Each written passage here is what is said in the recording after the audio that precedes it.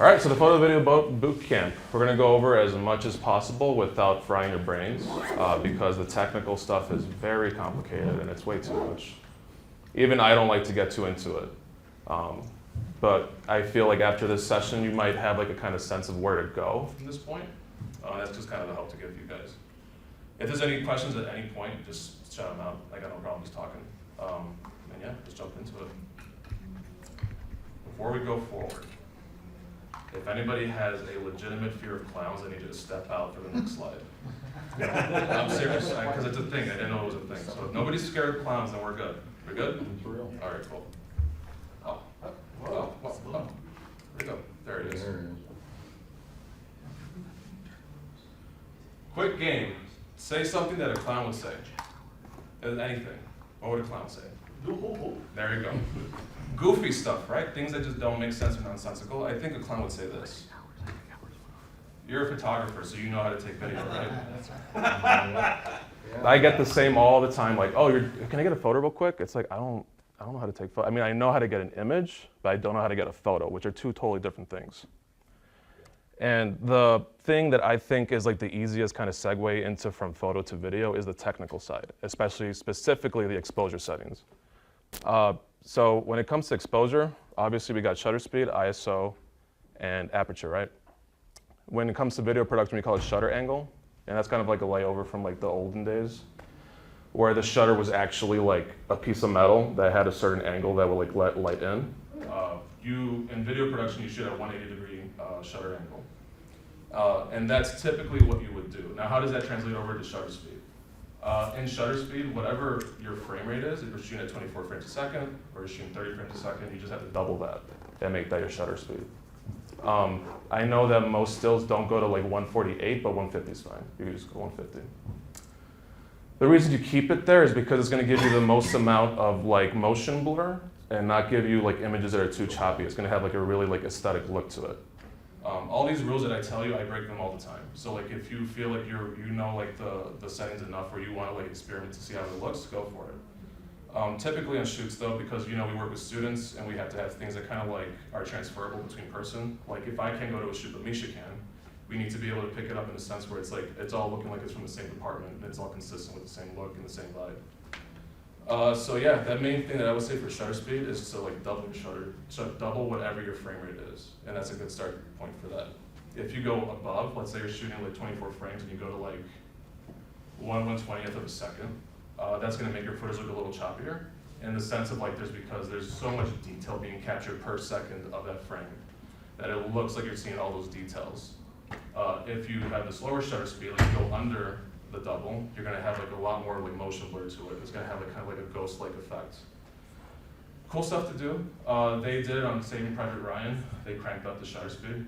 You can also do ghost-like effects. I've done that with like time lapses. If you do a time lapse and you're able to drop the shutter speed pretty low, it'll have this really cool like warping, like kind of like ghosty effect to it. So that's when I would kind of like present those kind of like differences. ISO. Now ISO is a little tricky because not every camera is the same. We all know that like some people have a Nikon system or they have a Canon system or they have a Sony system. Every different system has different ways that they tackle the sensitivity. But the biggest thing that I learned is that so long as you stay within full stops of ISO, you're in a really good spot. I never touch the half steps. I never touch the third steps. The cameras that we have, I set them up so that they only go to full stop. So if we pass it off to a student, they don't have to think about it. They just go to like if they had preset, it's just gonna go to the next full stop. The reason that is because every stop is cleaner. Every full stop is cleaner than those in-betweens. I don't know the science behind it. I'm not gonna learn it. I don't think you guys should learn it either. It's really complicated. That's not our job. But if you were to say, let's say we shot something at 3200 ISO, that's gonna be cleaner than the half stop below it. So if you can, always go to full stops. Is that true in stills also? I have no idea. It's possible that it is. If it's the same sensor, I have no idea. But if you go in full stops, you're actually gonna have a significantly cleaner image. And we've shot things at like 12,800 ISO, right? And like some cameras can handle that really well, some can't. But if you're forced to go there, full stops all the time. Even if you're like overexposed by like half a stop or you're overexposed by one stop, just do it because it's gonna give you a cleaner image for that. What else did I write for that? blah, blah, blah, yeah.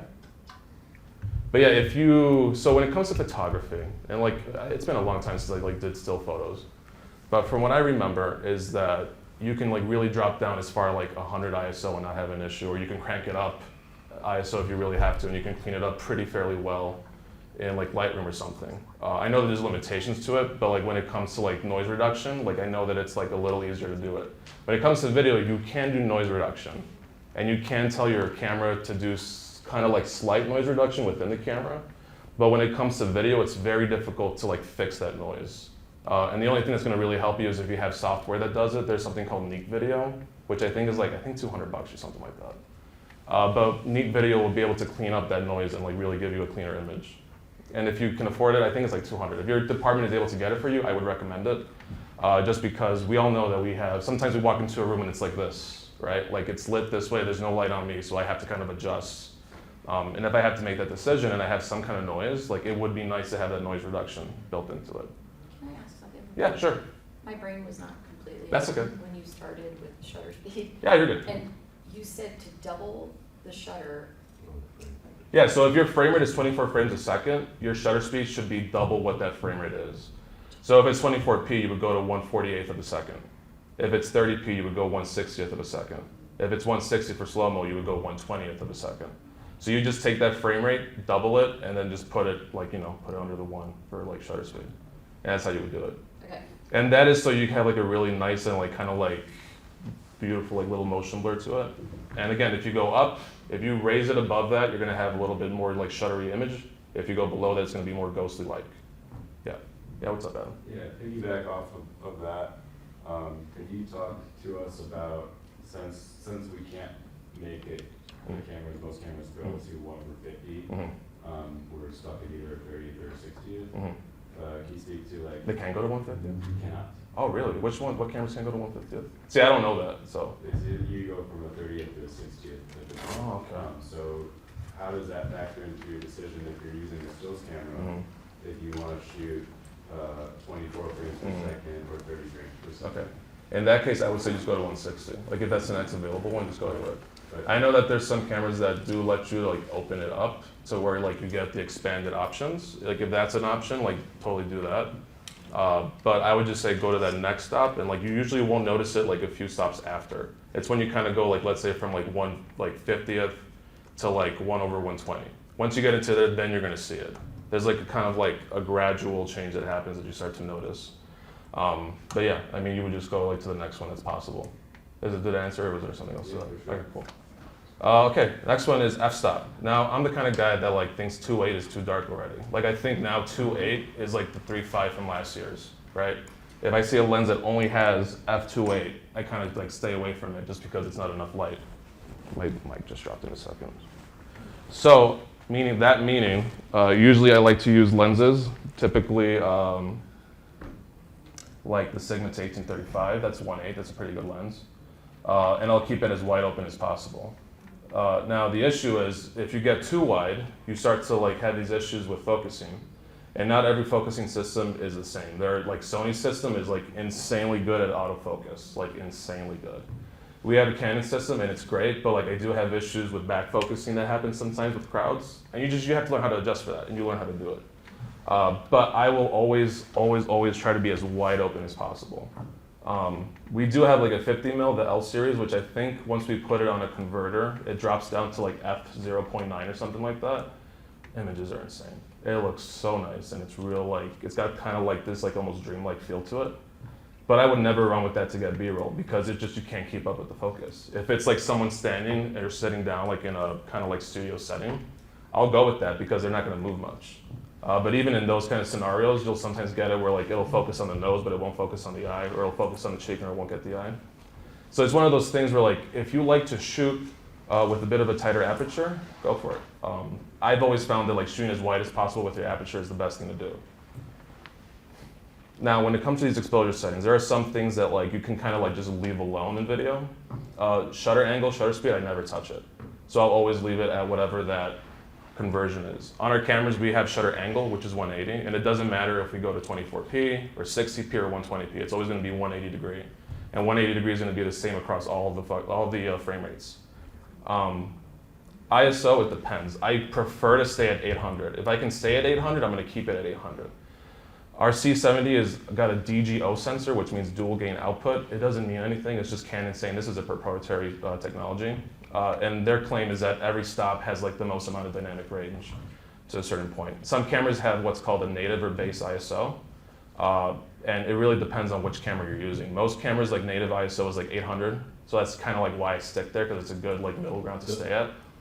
Somebody got a question? Yeah, if Yeah. you're shooting at 800 consistently and at a 160th, you're relying very heavily on ND. Yeah, so that's the thing too, and I'm going to get to that at some point. I'm going to tell you all the kind of tools that like you can get for the still cameras, because still cameras do not have built-in ND filters. Right. A lot of cinema cameras nowadays are coming with ND filters built in, so it's as simple as just pressing a button. It's like another exposure setting. But yeah, there's like if I'm shooting 800 and I'm outside, obviously it's going to be blown out. 7, 8, 9 stops. Exactly. Like I actually borrowed like a Sony FX3 from like B&H, and when I was looking for the settings, I was like, oh, there's no ND filters. I can't shoot anything because everything is blown out. I have to drop down to like ISO 50 or something. And like, I don't know if it's true, but I feel like I remember seeing a video that said once you go under your native ISO, you start to get this bizarre clipping in your highlights. Almost like you lose that dynamic range in those like top highlights. So I always try to like stay at the base ISO or 800 because I know that when they get that image, it's gonna have the most latitude when it comes to post-production. But yeah, that's a lot of stuff, man. That's a lot of stuff to think about. Yeah, question, oh, right here. Or actually, let's go with you, sir, and then we'll go back over here. The base ISO changes from camera to camera. Yes. So you Yep. can't always just say 800. Nope. But yeah. No, you can't. The benefit with this team, though, is that we have a consistent camera system, and it's pretty much across the board. We have 2 C70s and an R5C. And then we even have like old C300 Mark 1s and 2s, which, God, I mean, if I ever have to pull those out, it's because it's like a random event that somebody forgot to ask for us to film. So we hardly ever use them. But I try to keep it at 800 just because it's the cleanest. I've also found that like 800 also, like when it comes to post-production coloring, that like it has the most amount of latitude, and I don't really lose anything in my shadows or my highlights. But that's just kind of what I found that works for me. But let's say you're in a situation where like I'm indoors, right? And it's the opposite of the ND problem. I'll go up to 1600, but I'll go up to 1600. I'm not gonna go in between. I'll go 1600 or go 3200 or 6400. So long as you're hitting those full stops, your image is gonna be clean. And again, some cameras do better handling that than others. And the biggest piece of advice I can give anybody after this session is do the research on your camera. Like really learn your camera. Pretend like it's your first time looking at it and really like look at all the things that we're talking about. Because you might learn like, hey, this camera can actually has dual native ISO. And what dual native ISO is that there's a native ISO at 800 or a lower ISO, and then there's another one at a higher point. Now, what does that mean? It means it's almost as if you were shooting at 3200 and it looks like 800, at the same amount of cleanness to it. Some cameras are great like that. Canon just announced the C400, which has 3 stops, 3 native ISOs, which is insane. Like an even higher ISO that it can be just as clean as it is at 800. So the technology is crazy. Oh, you had a question though. I was just gonna say, if you like to shoot wide open, Yes. like at a 1.8, Mm-hmm. and you are outside, and you think the ISO is cleanest at 800, then you've got to compensate with your shutter.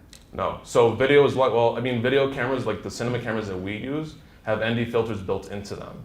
So it's literally just a button that slides them. And like some of them are digital, but the ones that we have is a literal physical like ND filter that slops into So it. that compensates. Yes. For the, And you can say, Just head stops. yeah, it'll like on our camera, it'll say 2 stops, 4 stops, 6 stops. So it's really just a simple math question. So if I'm 2 stops overexposed and I'm outside and I'm good with my settings, I'll just put 2 stops of the ND on there. You can even expand it to like 8 and 10. Some cameras have limited ND filters, but if there's anything I can tell y'all, get ND filters because it's really going to make your life a difference.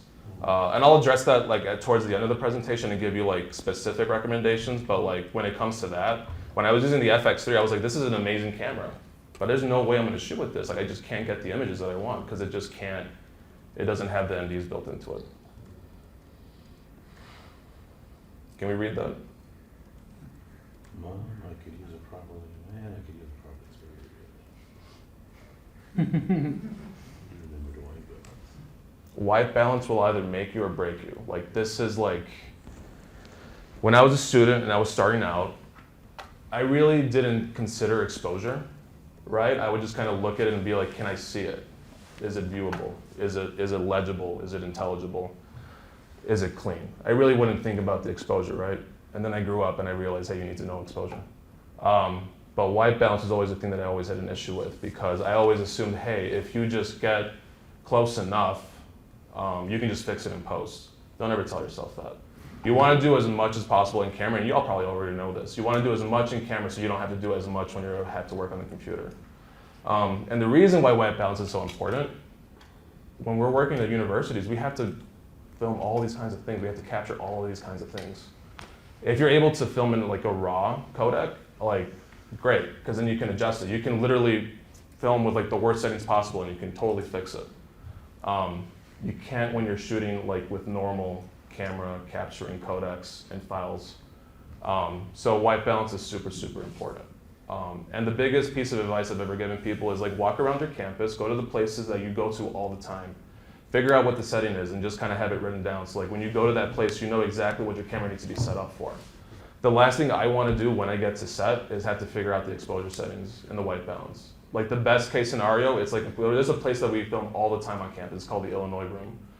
And when we ever go there, it's like I know exactly what the settings are. So like I don't even have to think about it. It's the last thing I have to worry about. But it's very important for you to get familiar. And especially like arenas, I feel like are the worst place because not only are the lights different temperatures, they're different tints. You'll have some that are greener here. You'll have some that are redder there. You'll have some that are more purple there.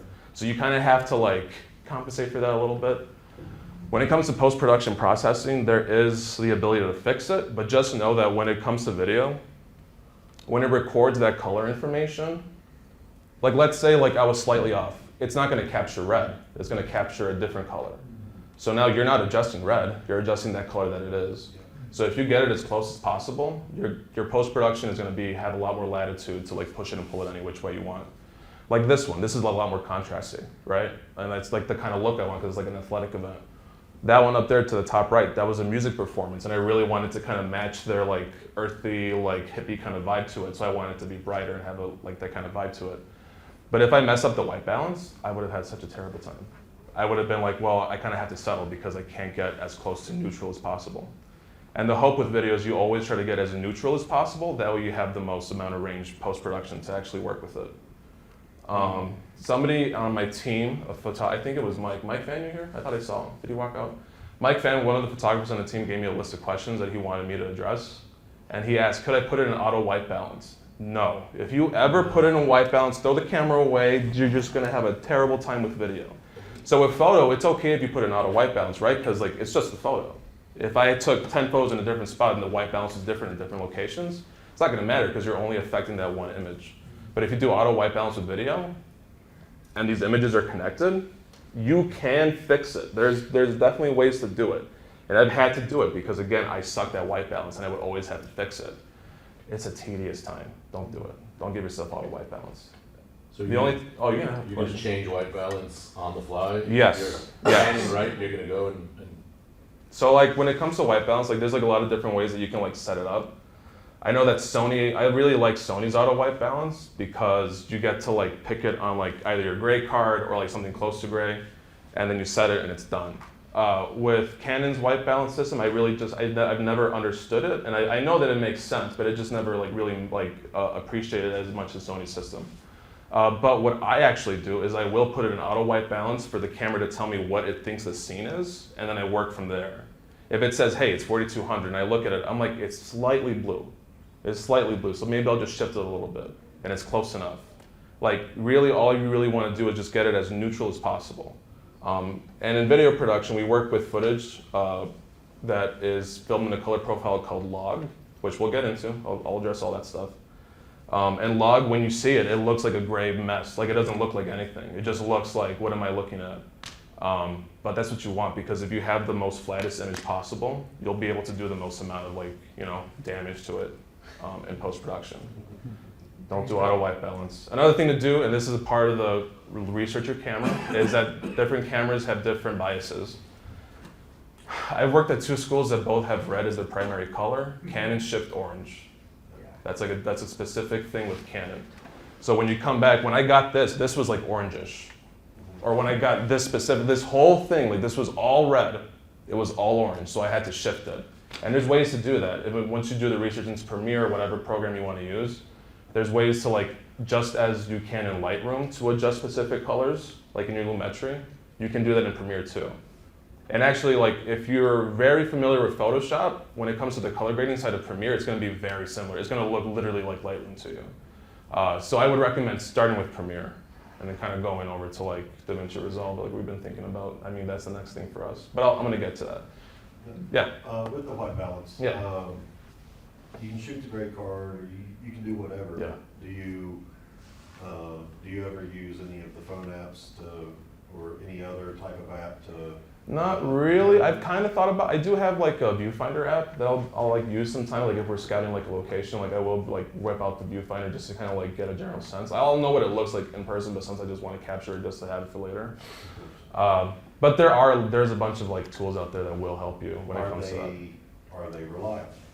Some. I mean, if it comes to that, I would just recommend like using your, if you have it, or if you don't, just got one. But what's it called? It's like the little Color meter? color meter. The color meter or like a light meter. Like if you can get one of those, like, I forgot who the brand was, but there's the one that has like the little white ball that comes out. That one's amazing. If I could figure out what the name of that one was, that's great. I don't use it. I'm kind of one of those people where it's like, I'm confident enough in what the exposure is, so I don't want to do the extra work for it.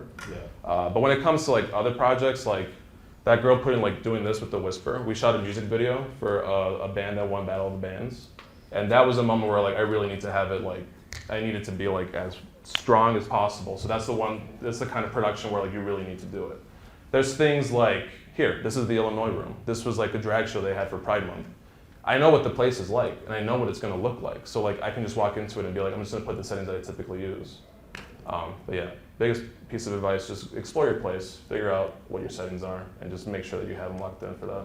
I would also say even for photo, Mm-hmm. it's good if you're shooting in like a couple of different areas, like if you're shooting basketball arenas and stuff like that, get next to the video guy and go, what Kelvin you're at. And Yeah. I always used to say that close to video. All the time. That way, when I'm shooting them, like if I shot auto white balance, I get like yellow, green, blue, yellow, and if you're in Kelvin, it just locks that right. Right.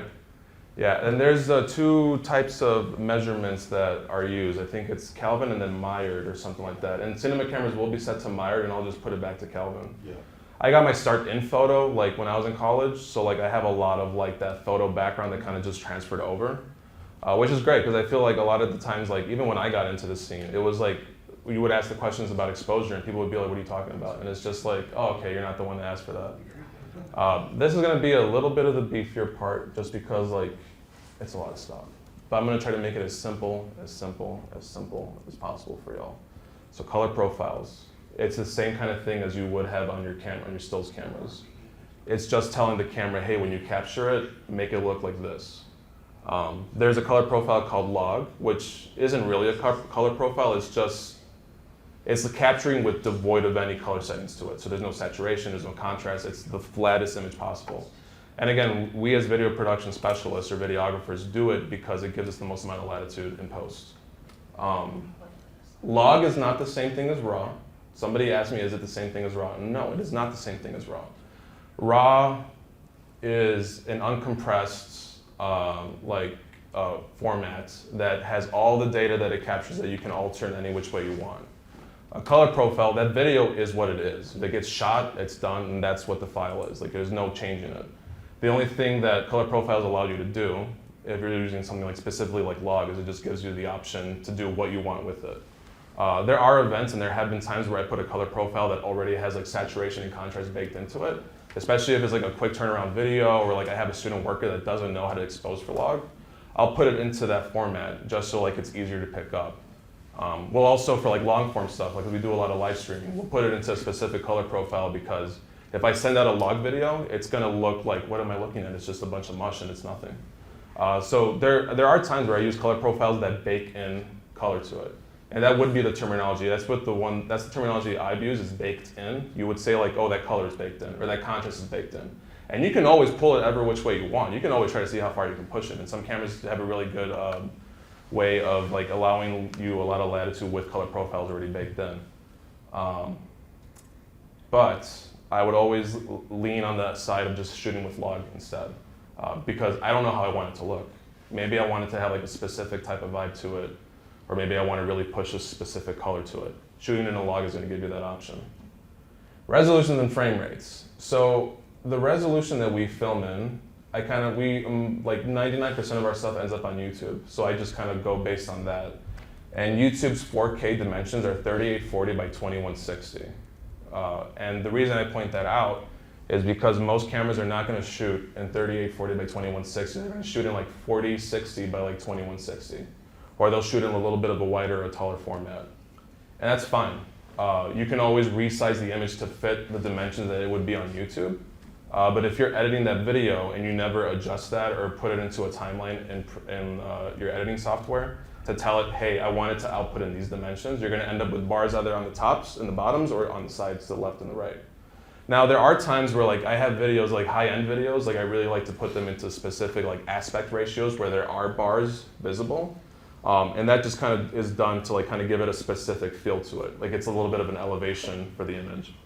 But we're shooting it for YouTube. I'm just going to drop the dimensions down because I mean I don't want to have to go in and adjust it to like 105% or something. So I just kind of keep it at there. Frame rates, now it really depends on your stills camera what you're capable to do. There's a bunch of still cameras that I understand that you only have the option of 2398, 2997, 5996, and these are all like 24, 30, 60p, and maybe 120. When it comes to cinema cameras, we could do 24, we could do 25, 26, 28. Depending on the kind of camera you have, you can really do like as many of those frame rates in between. And they all have a different feel and vibe to them, right? But the stills cameras, you typically only have the option, depending on what you have, of either 24, 30, 60, and those typical like everybody knows those frame rates. I usually stay at 60 for B-roll, just because that's kind of the standard. It's the aesthetic. And the A footage, like the interviewee or like the subject that's speaking, I'll keep that at 24p. And typically, 99% of the time, your videos are always going to be exported in 24p, just because that's the most aesthetically pleasing look to the eye for viewers.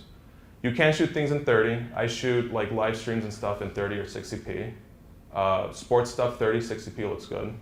But for those kind of like pieces, like those elevated pieces that we want to do, 24p and 60p is like that sweet spot that really like allows you. And like the reason you do it too is because it makes your job easier. There's been times where we go to sets and it's just like, there's nothing happening. Like there was supposed to be like 200 people here, there's like 5 or 10. So if you shoot it in 60, you do the math, and like if I only have to shoot for like 15 minutes, well that 15 minutes becomes like 30 minutes as opposed to just 15 minutes. So that's another thing to kind of make your job a little easier. If you just go with that, yeah, your question. So are you, when you say shooting in 60p and then exporting at 24, Yeah. are you just by default slow-moing all your B-roll? So with cinema cameras, you can shoot in slow and fast motion, and in stills you can shoot in slow and fast motion sometimes too. And when you do a slow and fast motion, it will already conform it to a 24p export. So when you pull it into a computer, it already looks slow motion. I typically do that for most production just because if the video is going to be passed off to a student worker or a part-time worker to edit it, I don't want them to do the extra work of having to like interpret the footage or have to slow it down with like time remapping. But you can shoot in, let's say, not slow motion, just normal recording and shoot it at 60p. And why would you do that? So when you do a normal recording and you shoot 60p as opposed to go into the slow and fast motion in 60p, you actually have a higher bit rate at that like in the real time. And the reason why bit rates kind of matter is it just gives you a lot more data to work with. The smaller your file is, the less data you have. The more you do to it, the more it's going to break apart a lot faster. And we call that, I don't know what it's called in photography, but in video we call it artifacting, where you start to see like pixels and weird stuff happen that's like, whoa, what is that? That happens because you're pushing the file too far and there's not enough data for it to do. But yeah, I said media format, this is a difficult one. I've been having a hard time kind of figuring out how to do this. But your formats are things like MP4s, MOVs, MXFs. These are just your file extensions, right? And file extensions just like those, they're called video containers. And a video container is really just like, it's your file extension. MP4, that's your video container. MOV, that's your video container. And it does matter which video container you use because you're going to have the different types of media and data in those media containers. Some do better, some do worse, some have a lot of like data that's in them, some of them don't. So it really does matter, and again, I'm going to say this all the time, do the research on the camera and do your research on what it can do. That's a video container. Video is both video and audio. So the cameras film a codec, a video and audio codec, right? And then it puts it together in one thing, a file that has the video container, and that's your MP4. I'm going to show you this diagram because this diagram is going to do a so much better explanation of it. And once you see it, you're going to be like, oh, okay, that's it. Your video codec and audio codec is like water and lemonade, right? These are like two separate things. And then your container is like the jar that you put the liquid into. Your encoded video file, the final file that you bring into your application, that's your encoded video file, that's the lemonade. Once I saw this, I was like, oh, why didn't I think of it that way? Like, duh, obviously, duh. And obviously, if you're shooting in RAW, you get to stay here where you have all the nice old things, right? But once you go into a container format, you've compressed it. You've changed it, and it's not the same thing that came off the sensor. As opposed to RAW, it's the uncompressed, unfiltered file. So this really made a difference for me when I saw that. Abel, could you talk about real quick which cameras may be able to shoot RAW versus other cameras? Yeah, sure, we can talk about it. Canon C70 shoots RAW. You probably heard of Red cameras. They're like cinema cameras. They're famous for their RAW. Blackmagic has a bunch of cameras that shoot RAW. They shoot B-RAW. And the reason why it's called B-RAW is because the RAW process is like a proprietary thing. So there have been issues where Red's like, you're using our RAW, aren't you? So like there's even, I'm pretty sure I remember this, like Red like sued like a specific company because they were using like the exact same process. So there's reasons why they're kind of like named specifically because they're different processes. And not every camera that shoots RAW has the same amount of like access as others. So like when it comes to Canon's RAW and the C70, I never shoot it because it only gives you options to adjust white balance and I think like exposure. As opposed to Red, you can literally change whatever you want. You want to change the ISO, you can change the ISO. If I shot something at 3200 and it was way overexposed, I'll be fine because when I bring it in and you go into like the settings, you can change it back to 800. And it's going to be it's clean image. It's not going to look anything like you shot it. It's great, right? But again, the problem that comes into this thing, and this is a real important part of it too, is that depending on which codecs you film in or what containers you use, you're going to have vast different like file sizes at the end of it. Which is a thing that always comes up with our team because we shoot so many, how many productions do we have? Like 200 and something, 240, like something like that, right? Throughout the year. So obviously there's times where we're like, hey, we only have a terabyte of storage left and we have like 5 shoots this week, we need to move stuff off. So when things like that happen, I'm like, well, if you just drop the bit rate and you know how to do that, like, and you know like what the parameters and you know what you're sacrificing, you can make that work. So when it comes to something like a live stream or the long form, I'm not going to shoot 8K and I'm not going to shoot like the highest quality ever. You can't. You don't have the cards for that. So long as you know what the limitations are and how far you can push it, you really should need to consider like file sizes because that's going to like be insane. There's some projects we have that are like a terabyte, just a terabyte of just one project. Well, like an hour of 4K, for example, is like could be like 250 gigabytes. Or even more. It could be like 500 gigabytes. Yeah. As opposed to like 1080 Yeah. MP4, it's like nothing. If you can do it, you got the storage, good for you guys. But There's some different don't do it. settings as well. So Yeah. like within 4K, if you do like long op versus intra-frame, Yeah. like it can double, and it's just the amount of megapixel of information. That's good. I'm not going to touch on intra-frame and long op Yeah, because that's smart. that's way too like specific. But just know that there are possibilities to like push and pull which any kind of way. Yeah. I can't really get into editing too much, but I'm going to just tell you the things that I learned right away. The reason I can't get into editing too much is because how many people have used Adobe Premiere? Yeah. Okay. Oh, okay. So like some people, but most of the room hasn't. So like whatever I tell you is just gonna like fry your brain even more than it's already getting fried. So I'm just not gonna touch it. What I can tell you though, is that the most important thing when it comes to editing is you always have to think, how does it feel? What am I supposed to feel? What am I supposed to think? the reason I really love working at a university is because I feel like there's a lot of times where events are parties. So like, that's like my favorite shoot to go to, where it's like a massive event that I can make it feel like it's a party again, that we just get to relive as much as we want. That's the kind of vibe I go for, right? So the biggest thing that's gonna make a difference in how your video feels is the music. You always wanna make sure that the music is also consistent with that vibe. It doesn't always have to be. There's definitely been times where like I did something very goofy just to have fun with it. But there are times where like, you know, I have to edit, I have to shoot how many videos and I have to edit how many videos. So like if I can just figure out like, hey, this is like a concert, it's a massive event. I know exactly the kind of vibe that I'm gonna go for. And whenever I come to those decisions, I also have to consider like those 18 to 25-year-olds. You have to really think about what would they want to hear? What would they like to listen to? Because even if they might not necessarily care to rewatch the video, maybe the song is going to invite them in to like be like, oh, okay, well at least the song's cool, and then they're actually going to see the content. But you can use any kind of, I've used all types of music for all types of things. There was like, at the last place I worked at St. Xavier, they were tearing down a building that had been there for like 100 years or something. And I edited it to like classical music, right? And I had never done anything like that. And I was like, I don't know what songs, I'm not gonna put like dubstep over this is ridiculous. So then I found like this like one like string piece and I was like, oh, this is perfect. I would never have done that for that or for this. I'm not gonna play classical music over that. So you really have to figure out what that vibe is.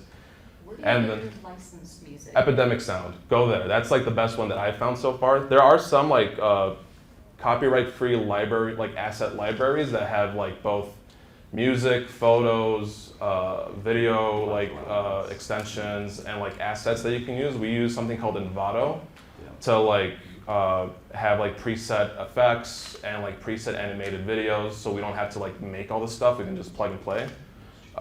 There's even stuff like art lists and story blocks. Those are pretty good too. They have both the musical library and other digital assets. But if you're starting out with what the music is, go to Epidemic Sound. And you can download the music for free. You can play with it if you want. You just can't post it. Once you post it, they'll like ding it because you didn't pay for the license. But once you pay for that license, you're able to like have the video up.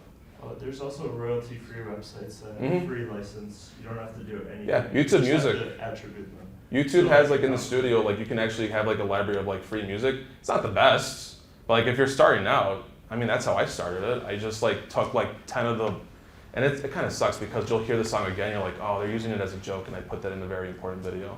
And that was like early on when I was like in college. But you gotta start with what you got.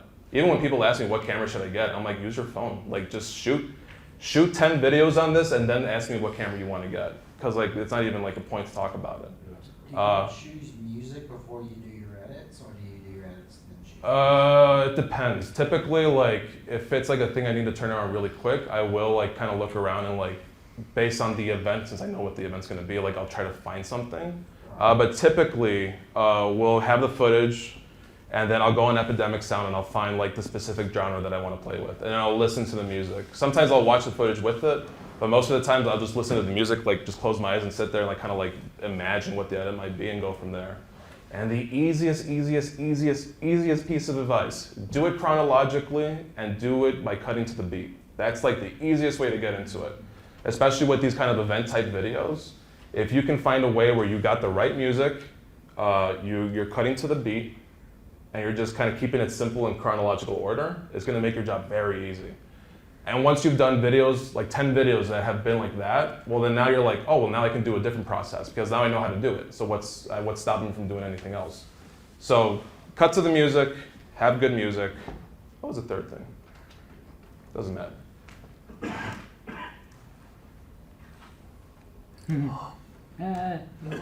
Oh, that's great. This is important. If you ever see this in Premiere, you lost something. So the way that Adobe works, and I don't know if this is also how DaVinci works, but it doesn't actually pull the video in. What it's doing, what the program is doing, is it's telling the computer, hey, the video is here, play this video at this time for this duration. If you don't have a proper file structure, or you don't keep things together in the same place, and you're not paying attention where you're keeping your files, Premiere's not gonna be able to tell you where it's at. And there's been times where like, because we work remotely sometimes, there would be times where like I go home to edit and I'm like, oh great, I can edit this thing. And you go home and it's like, hey, all these files are on your desktop back at work. And it'll tell you that. Once you pop into like the timeline, it'll have this right there. Worst thing to see, because you're just like, now I gotta drive to the office and get the stuff because I can't do anything else. Like, all right. So file structure. It can be as simple as this. So when I joined the team, they had this file structure already in place, which is great, because that's what I thought I had to do to figure out in the first place, because I didn't have to think about it for a while before then. But thankfully, the team had a file structure that makes sense, and it works, and we're able to pass off projects between members. So if like somebody's out for a week, you can be like, hey, can you edit this while I'm gone? And it's like, yeah, so long as everything's together, it's so easily transferable. And ultimately, you want to do that because it's going to make your job easier. Are there times where I left stuff in downloads and forgot to connect it? Yeah. If you know how to find it, it's great. But like, what if you deleted downloads? What if you don't remember where you downloaded that file from? What if the link you downloaded the videos from expired 2 weeks ago? Like, so long as you keep it consistent, you keep it all in place, like you're gonna have a good time. This is the worst thing to see. You don't want to see that. These photos were shot by our coworker, Michael Gomez. Lighting for video, I'll tell you, 3-point lighting is like the best, especially for like interviews. I'll do things here and there that kind of like maybe bring some color into it, or maybe it's doing something different, but you know how it works. We don't have the time sometimes to just be creative. Sometimes we just have to do the job. And like, there's nothing wrong with just doing the job. I'd rather do that than plug stuff into like an Excel sheet. So like, I'll have that. So when it comes to like just a lit project, like in a studio setting for a talking head, if you just do the same 3-point lighting you would do for a portrait with continuous lighting, it's the same thing. For me, I always want the catch light. That's a real important thing. I usually like just a real general, like high and bright kind of image, but the catch light is the most important thing to me. When photo, you know that it's like the catch light is going to give it life to the eyes, right? With video, it's even more so, because like now this person's talking to me, and if there's no catch light, it just kind of feels like something's off, something doesn't feel right. With that catch light, it just feels more lively. It feels like a real person, you know? So the catch light is the most important thing to me, against everything else, right? But yeah, I would suggest some continuous lightings. I really like Aperture's lighting. They actually have like a lot of cheap lights that are available. Or even like small LED lights you can get on Amazon. I mean, just find what works for your team and what works for you, and you can make it work. But like, I will always say, like, just try to go for 3-point lighting. Turn time into art. All right, so the most important lesson I learned in undergrad was from a professor of mine who said that photo and video are very similar. However, photo has 2 dimensions and video has 3 dimensions. And then we were just like, does he mean audio? Is that what he means? So he says, so photo has length and width. You have to figure out how to make length and width work, right? What do you put in that length and width? Video is the same way, but the other additional dimension is time, it's duration. You have to figure out how to fill that time. You have to find out a way to make the images and the stories you're telling be told in a dynamic way that's interesting to people. So if you can find a way to make that time like not feel like it's not happening, like always approach it.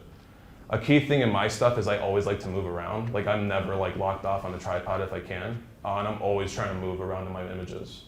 And I think that that's kind of what's distincted me from a lot of people, is that I'm always moving, I'm always on it.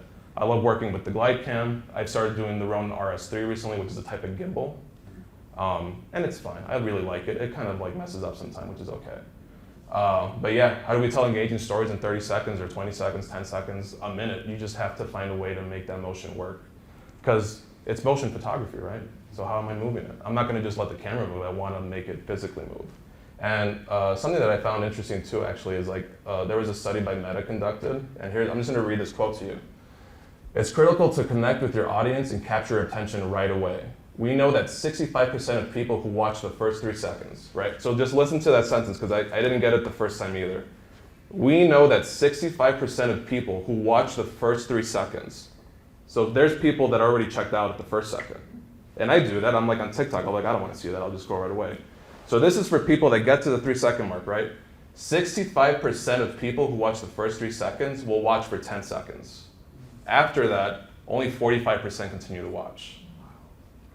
Crazy, right? It's like, so then like how many actually watch it for 3 seconds? We don't know. You just see into the analytics. So if you can find a way to capture attention, the easiest way to do is make that camera move. And like the biggest piece of advice I can tell anybody is shoot wide. Not just wide with your aperture, but wide like on your focal length. So usually I'm actually like under 35. I'm like 35, 25. If I can shoot an 18 or 14 millimeter, like I'm in my happy place. I'll hardly ever go past 35. And whenever I have students starting out, I'll tell them, here's this wide angle lens, get in there. Go get the image. Don't go in a corner, don't get a 70 to 200 and just try to pick it off from away. Like, you're not gonna get the most dynamic images. Yeah, I really like that shot. That's great. Yeah, use movement, guys. Additional tools. ND filters. This is probably the biggest thing you can get as a photographer.